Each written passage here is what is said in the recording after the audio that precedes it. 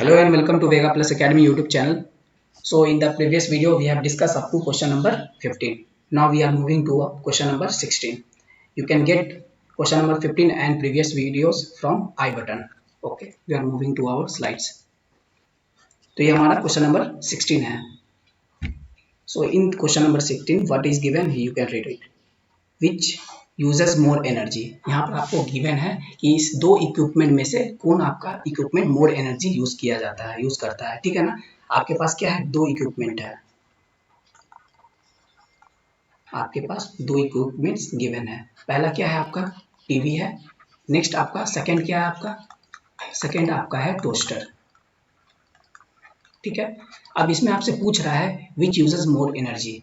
इन दोनों में कौन सा इक्विपमेंट आपका एनर्जी ज़्यादा खर्च करता है. हम इसको एज्यूम कर सकते हैं ये एनर्जी E1 कंज्यूम करता है, टोस्टर आपका E2 एनर्जी कंज्यूम करता है. तो आपको जस्ट कंपेयर करना है कि either E1 is greater than E2 और E1 is equal to E2 और E1 is less than E2. ठीक है ना. हमें बताना है कि इन दो इक्विपमेंट में से कौन सा इक्विपमेंट ज़्यादा एनर्जी कंजप्शन करता है. तो जो भी हमारा गिवन है वो पहले लिख लेते हैं. तो हमारा क्या गिवन है, हमारा रेटिंग दिया हुआ है. तो हमारे पास क्या है, पहला इक्विपमेंट टीवी का रेटिंग है. हमारे पास टीवी का क्या है, आपका रेटिंग दिया हुआ है. तो आपका रेटिंग में है 250 वाट टीवी सेट्स है. तो नेक्स्ट आपका क्या है, ये पावर दिया हुआ है. पावर है आपका, क्योंकि यहाँ पर यूनिट आप देख सकते हैं वाट है. तो आपका पावर P1 दिया है टीवी का. हम एज्यूम कर सकते हैं P1 पावर किसका है, टीवी का है, for TV. And it is given as 250 watt. Next हमारे पास क्या है कि टीवी कितना समय के लिए कंज्यूम किया गया है, कितना समय के लिए यूज़ किया गया या ऑपरेट किया गया, ये हमें दिया हुआ है. तो वो टाइम आपको दिया हुआ है, जिस टाइम के लिए टीवी आपको ऑपरेट किया गया है. तो T1 हम इसको एज्यूम कर सकते हैं फॉर 1 आवर ये ऑपरेट किया गया है. तो ये आप देख सकते हैं ये 1 आवर है. आपका SI यूनिट में नहीं है तो आपको क्या करना पड़ेगा, T1 टाइम को SI यूनिट में करना पड़ेगा. 60 × 60 से मल्टीप्लाई कर ये आपका हो जाएगा 3600 सेकेंड. SI यूनिट में हम T1 टाइम को चेंज कर लिए. नेक्स्ट हमारे पास क्या है, हमारे पास ऑलरेडी फॉर्मूला है. Since we know that power can be given by energy upon time और power can be given by work done upon time. ठीक है ना. Work done in the form of energy ही हो रहा है आपका. यहाँ पर क्या है, आप ऑपरेट कर रहे हैं इसको तो ये एनर्जी कंजप्शन कर ही रहा होगा आपका. तो ये फॉर्मूला आपको यूज़ करना पड़ेगा, power equal to energy upon time. ठीक है ना. तो इस फॉर्मूला का हम यूज़ करेंगे. तो therefore energy can be given as power into time से हम लोग दे सकते हैं. चूँकि यहाँ पर हम एज्यूम किए हैं टीवी को P1, इसी तरह एनर्जी हम यहाँ पर एज्यूम करेंगे कि E1 एनर्जी है जो टीवी सेट्स कंज्यूम करता है. तो ये हो जाएगा आपका power P1 into time T1. Just आपको क्या करना है, वैल्यू सब्स्टिट्यूट करना है. P1 पावर आपका दिया हुआ है 250 वाट, टाइम दिया हुआ है आपका 3600 सेकेंड. तो ये आपका क्या आ जाएगा, एनर्जी आ जाएगा आपका 000 और ये हो जाएगा 25 into 36.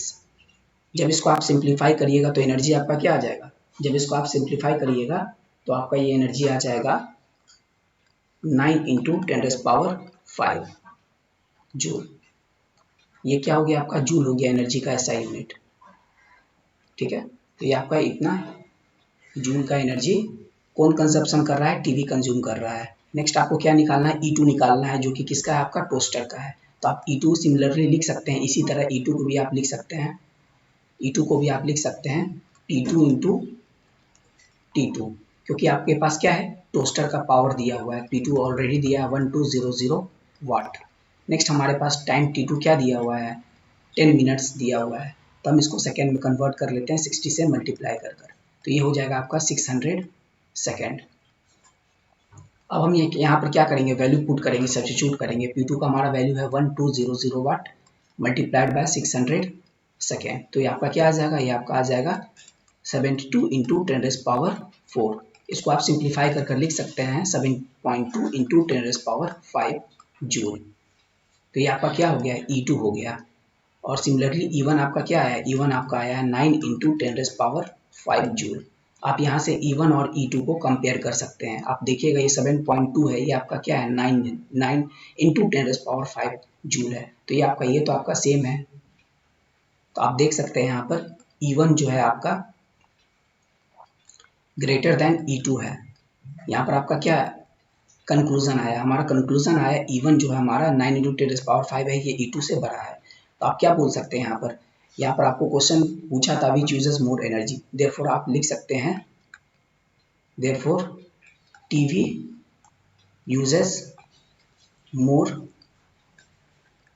Energy as compared to toaster. तो ये आपका क्या है, ये आपका फाइनल आंसर हो गया। नेक्स्ट हम लोग मूव करते हैं क्वेश्चन नंबर 17 की ओर। तो क्वेश्चन नंबर 17 में हमारा है an electric heater of resistance 8 ओम। तो आपका एक इलेक्ट्रिक हीटर है जिसका रेजिस्टेंस क्या है, आपका 8 ओम दिया हुआ है।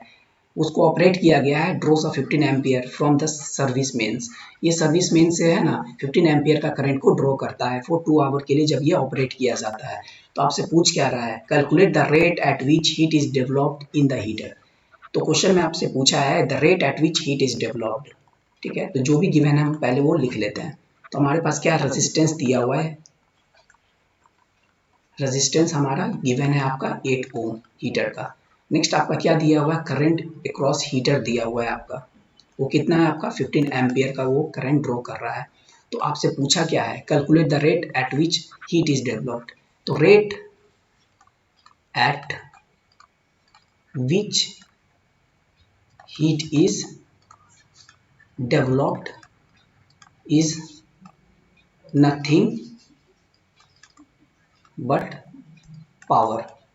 ठीक है ना, आपको पावर पूछा है, इनडायरेक्टली आपको ये क्या पूछा है, पावर अक्रॉस हीटर पूछ रहा है कि पावर क्या होगा, क्योंकि पावर का फॉर्मूला होता है आपका एनर्जी अपॉन टाइम, या पावर का फॉर्मूला होता है वर्क डन अपॉन टाइम। ठीक है ना, तो एनर्जी कंज्यूम करेगा पर यूनिट टाइम, यही आपका पावर होता है। तो जितना एनर्जी कंज्यूम करेगा उतना ही वो क्या करेगा, हीट डेवलप करेगा। तो आप इसको लिख सकते हैं, अगर energy in the form of heat में वो लॉस कर रहा है तो ये लिख सकते हैं हीट अपॉन टाइम भी लिख सकते हैं। तो आपसे पूछा ये गया है, इनडायरेक्टली आपसे क्या पूछा है, पावर पूछा है, जिसको आपको स्टेटमेंट के फॉर्म में दिया हुआ है। हम तो क्या करेंगे, हम फर्दर यहाँ पर पावर व जस्ट हीटर का निकाल लेंगे।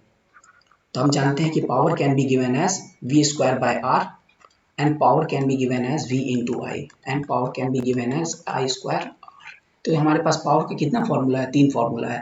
अब हम देखेंगे इसमें हमें जो फॉर्मूला सूटेबल है, जिसमें हमें गिवन रेजिस्टेंस गिवन हो, करंट हो हमारा, और हमको पावर निकालना हो, तो वो फॉर्मूला हम लोग यूज़ करेंगे। यहाँ पर आप देख सकते हैं कि पावर का फॉर्मूला में कहीं भी I² आपका दिया हुआ है, R दिया हुआ है, तो आप इस तीनों में से कोई भी फॉर्मूला यूज़ कर सकते हैं। रेजिस्टेंस आपका गिवन है, करंट आपका गिवन है, तो आपको ऐसा फॉर्मूला यूज़ करना है जिसमें करंट, रेजिस्टेंस और पावर एक दूसरे से रिलेटेड है। ठीक है ना, यहाँ पर पोटेंशियल डिफरेंस हमें नहीं दिया हुआ, तो ये फॉर्मूला हम लोग यूज़ नहीं करेंगे। अगेन ये फॉर्मूला में पोटेंशियल डिफरेंस दिया हुआ है, हमने ये यूज़ नहीं करेंगे। तो हमारे पास क्या बचा, ये फॉर्मूला बच गया। Therefore power can be given as I²R। ठीक है ना, अब ये फॉर्मूला यूज़ करेंगे तो पावर हम निकालेंगे। तो आई हमारा दिया ऑलरेडी 15 का होल स्क्वायर इंटू आर हमारा क्या है 8 ओम हो गया, ये हो गया आपका 225 इंटू 8। जब इसको फर्दर आप सिंप्लीफाई करिएगा तो फर्दर सिंप्लीफाई कर ये आपका क्या आ जाएगा, ये आज हो जाएगा आपका 8 5 40, 4 8 16 20, ये हो जाएगा आपका 1800 वाट। ठीक है ना, ये आपका क्या आ जाएगा 1800 वाट, ये आपका आ जाएगा। या आप इसका पावर का दूसरा यूनिट भी लिख सकते हैं। वाट को हम लोग क्या लिखते हैं जनरली वाट आपका क्या है, जूल पर सेकेंड है, तो आप लिख सकते हैं 1800 जूल पर सेकेंड पावर हो जाएगा आपका, यानी हर सेकेंड ये 1800 जूल का कंजप्शन करेगा। अगर इसको आप पावर को किलो जूल्स में लिखना चाह रहे हैं तो जस्ट ये हो जाएगा 1.8 किलो जूल पर सेकेंड। ठीक है ना, तो ये आपका क्या पूछा था, calculate the rate at which heat is develop. तो आपका पावर पूछा था जो आप निकाल चुके हैं। आप देख सकते हैं यहाँ पर ऑलरेडी आपको टाइम भी दिया हुआ है, जितने समय के लिए ऑपरेट किया गया है, तो जस्ट आपको कंफ्यूज करने के लिए दिया गया है। कहीं भी आपको ये नहीं पूछा है कि एनर्जी कंजप्शन कितना होगा, इसीलिए आपको बस क्या करना है, पावर निकालना है। So question number 18 we have explain the following. So A part is why is the tungsten used almost exclusively for the filament of electric lamp. तो जो टंगस्टन है आपका वो इलेक्ट्रिक लैम्प का फिलामेंट को बनाने के लिए क्यों यूज किया जाता है, या इलेक्ट्रिक बल्ब में क्यों यूज किया जाता है। तो सॉल्यूशन है आपका the tungsten is used exclusively for filament of electric lamp और bulb because of its high resistivity and high melting point. यानी आपका जो टंगस्टन है वो फिलामेंट ऑफ इलेक्ट्रिक बल्ब में यूज किया जाता है। ये आपका इलेक्ट्रिक बल्ब है, उसका फिलामेंट में यूज किया जाता है आपका टंगस्टन का। ये आपको क्या है, फिलामेंट इलेक्ट्रिक बल्ब का जनरली ये टंगस्टन का बना होता है। क्यों यूज किया जाता है? क्योंकि टंगस्टन का मेल्टिंग पॉइंट हाई होता है, वो अप्रॉक्स 3422 डिग्री सेल्सियस होता है। And due to this property it does not melt easily when heated. यानी इस प्रॉपर्टी के कारण, हाई मेल्टिंग पॉइंट और हाई रेसिस्टिविटी होने के कारण वो इजिली मेल्ट नहीं करता है जब भी वो हीट किया जाता है। Next part B, why the conductors of electric heating devices such as bread toaster and electric irons made up of alloy rather than pure metal। तो आपसे पूछ रहा है, तो जनरली कंडक्टर जो आपका होता है इलेक्ट्रिक हीटिंग डिवाइसेस का, जैसे कि आप ब्रेड टोस्टर ले सकते हैं या इलेक्ट्रिक आयरन ले सकते हैं, तो उसका कंडक्टर आपका एलॉय का बना होता है rather than any pure metal, जैसे कि कॉपर हो गया आपका, सिल्वर हो गया। तो ऐसा क्यों होता है? तो सॉल्यूशन है आपका, the conductors of electric heating devices such as toaster और electric iron ETC are made up of alloy rather than pure metal because of the high resistivity of alloy and higher than pure metal। यानी आपका resistivity जो होता है आपका alloy का, वो pure metal से ज्यादा हाई होता है। And due to this property it produces large amount of heat. और इस प्रॉपर्टी के कारण क्या होता है, आपका large amount of heat produce होता है। Why is the series arrangement not used for the domestic circuit? आपसे पूछ रहा है कि डोमेस्टिक सर्किट, जब भी आप डोमेस्टिक वायरिंग करते हैं तो आप लोग जो होता है सीरीज अरेंजमेंट नहीं यूज करते हैं, पैरेलल यूज करते हैं। आप देखते होंगे कि पैरेलली कनेक्ट होता है, हर एक बल्ब का एक अपना स्विच होता है, तो कोई भी बल्ब आपका सीरीज में नहीं कनेक्ट होता है। तो एक तरह से एग्जाम्पल के तौर पर हम देख सकते हैं, ये हमारा कैसा कनेक्शन है। अगर हम ये बल्ब का सर्किट बना दें, ये हमारा दो बल्ब पैरेलली कनेक्टेड है, एक सप्लाई से हम कनेक्टेड है, मान लीजिए ये आपका किसी सप्लाई से कनेक्टेड है, और ये हम पहला सीरीज में बनाते हैं। ये आपका दो बल्ब कनेक्टेड है, ये हो गया आपका बल्ब 1, ये हो गया बल्ब 2, ये हो गया आपका ग्रेन बल्ब 1, ये हो गया आपका बल्ब 2, ये हो गया आपका V पोटेंशियल डिफरेंस समथिंग, यहाँ पर आप एज्यूम कर सकते हैं 20-40 जो भी आपको लेना है। यहाँ पर पोटेंशियल डिफरेंस V अप्लाई किए हैं। तो ये हमारा क्या है, ये हमारा सीरीज कनेक्शन है। तो हम आपको समझा रहे थे कि जब भी आप बल्ब को सीरीज में लगाइएगा, तो अगर उसमें से एक भी बल्ब अगर फ्यूज होगा, एक भी बल्ब आपका फ्यूज अगर हो जाएगा या किसी कारण से खराब हो जाएगा, तो इसके कारण क्या हो जाएगा, होल सर्किट डिस्कनेक्ट हो जाएगा। ठीक है ना, आपका कनेक्शन टूट जाएगा सर्किट से। तो इस कारण से आपका क्या है, ये डिसएडवांटेज है एक तरह से सीरीज कनेक्शन का। तो वही आपको पूछ रहा है, why series arrangement is not used for domestic circuit. So in series arrangement if any device get damage then the whole circuit will get broken. तो आपको ये बात हम समझा दिए ऑलरेडी कि अगर एक भी बल्ब आपका या एक भी डिवाइस, यहाँ पर इन केस ऑफ बल्ब हम एज्यूम किए, यहाँ पर अगर कोई हीटर रहेगा या टोस्टर रहता, तो क्या होता आपका, वो अगर एक भी इक्विपमेंट आपका डिस्कनेक्ट हो जाता है किसी कारण से, तो दूसरा जो होता है आपका सर्किट ब्रेकआउट हो जाता।